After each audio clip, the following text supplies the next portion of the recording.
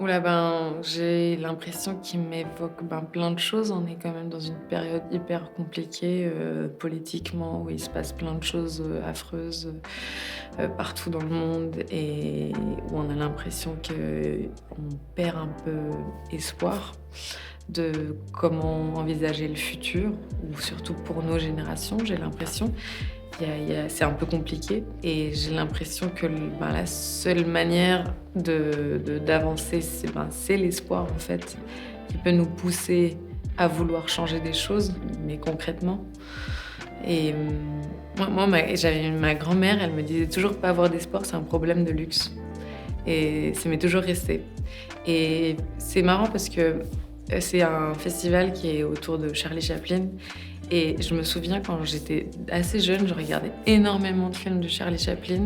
Je me souviens que Le Grand Dictateur, ça a été vraiment un film marqueur pour moi, je le dis beaucoup, mais parce que je me suis vraiment rendu compte de à quel point, des films pouvaient nous aider à en fait, nous orienter dans des moments difficiles et nous donner espoir dans l'humanité aussi ou peut-être croire à certaines choses.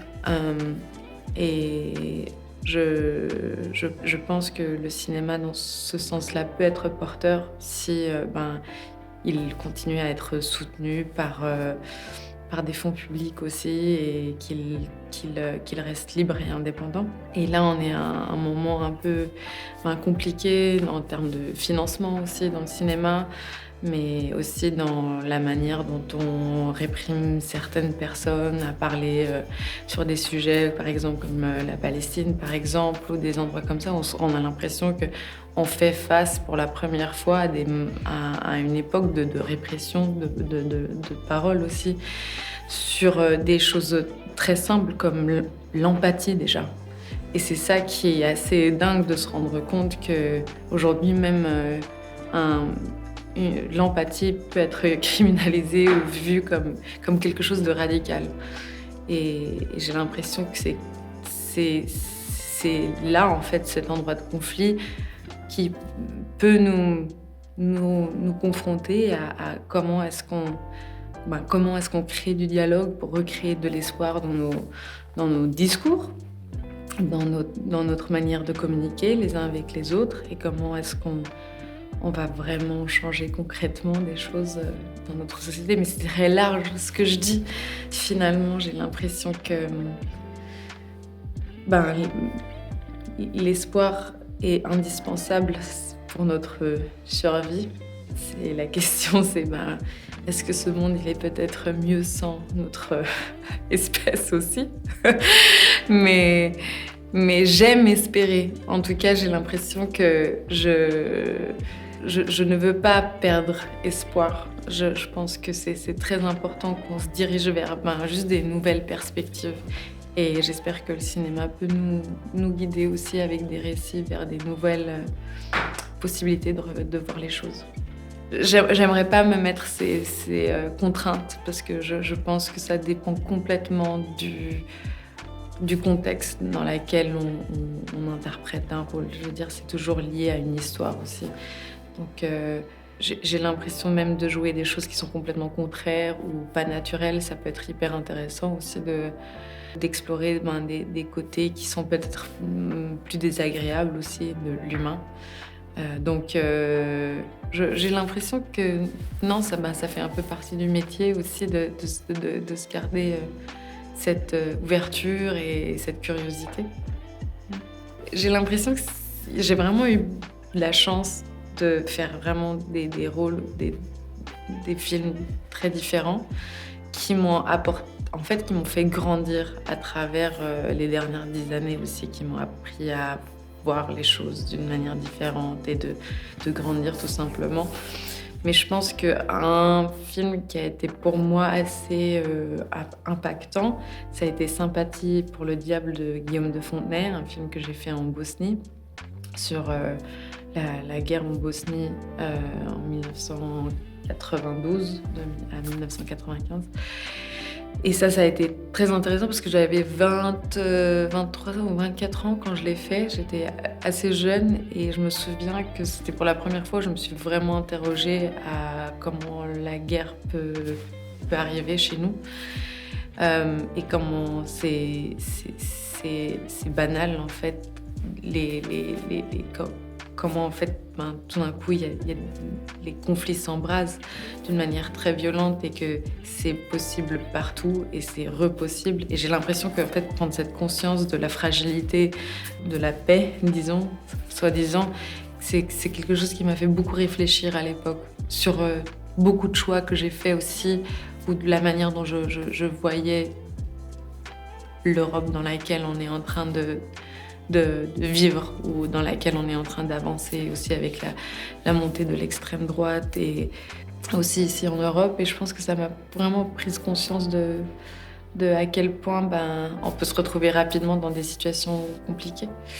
Et de la chance qu'on a d'être dans des pays qui sont pas en guerre pour le coup, et à quel point c'est un privilège, et que c'est juste une sorte d'ignorance me semblait plus possible, en tout cas, voilà. J'ai l'impression que pour moi, le corps, ou de travailler avec mon corps, ça semblait toujours d'une manière assez naturelle de le travailler avec. Mais je pense pendant mes études de théâtre que j'avais fait à Londres, j'ai beaucoup travaillé en termes avec la danse aussi. Mais j'avais l'impression qu'il y avait quelque chose dans l'expression du corps féminin où ça me manquait de voir des représentations de femmes qui utilisent leur corps entièrement et pas à moitié. Et d'une manière décomplexée et libre. Et je pense vraiment, surtout au début de ma carrière, de mes films, il y avait une envie très très forte d'explorer ce côté-là, à quel point on pouvait se mettre dans des situations qui sont peut-être vues comme ridicules aussi, et peut-être un peu gênantes.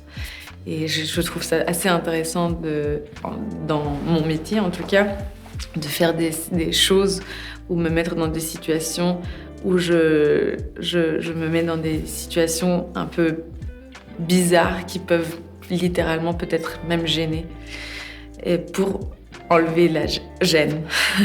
Pour en fait... et ça, c'est un rapport que je trouve assez intéressant. Et je sais pas, c'est marrant, là, les dernières années, ça a juste évolué de manière différente. J'ai l'impression que après, j'ai essayé de faire d'autres choses que j'ai pas essayé encore. Je veux dire, avec le théorème de Marguerite, j'ai vraiment fait l'opposé de grave, j'ai l'impression. Donc, il y avait vraiment une envie d'aller à l'opposé de ça et de trouver autre chose pour explorer juste une autre manière de m'exprimer.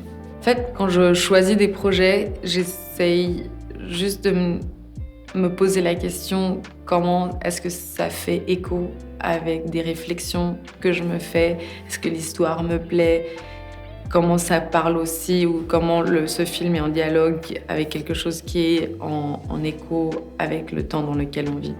Souvent, en tout cas, ça a été une ambition que j'ai eue qui n'est pas toujours possible, parce que des fois, au début de la carrière, j'ai fait beaucoup de choses aussi qui étaient juste là pour travailler et puis faire des expériences. On a plein de scénarios sur la table, on peut choisir.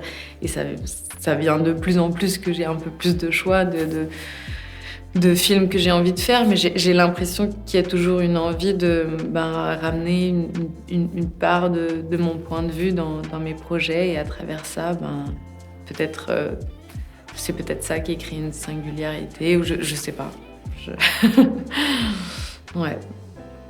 Pour chaque film, c'est différent. Je pense que quand j'étais plus jeune, j'avais besoin de beaucoup plus de préparation, de temps de préparation, et cette envie, cette ambition-là, c'est ça qui m'intéressait aussi dans le travail, et jusqu'à aujourd'hui aussi. Mais j'ai l'impression que j'ai accès plus rapidement peut-être à comment est-ce que j'accède à certaines choses quand je joue aujourd'hui qu'il y a quelques années. Mais Techniquement, il y a toujours une grosse préparation à faire entre juste le texte et puis peut-être les qualités qu'il faut apprendre pour un certain rôle. Ça, c'est hyper important, je pense, techniquement, pour après pouvoir être libre.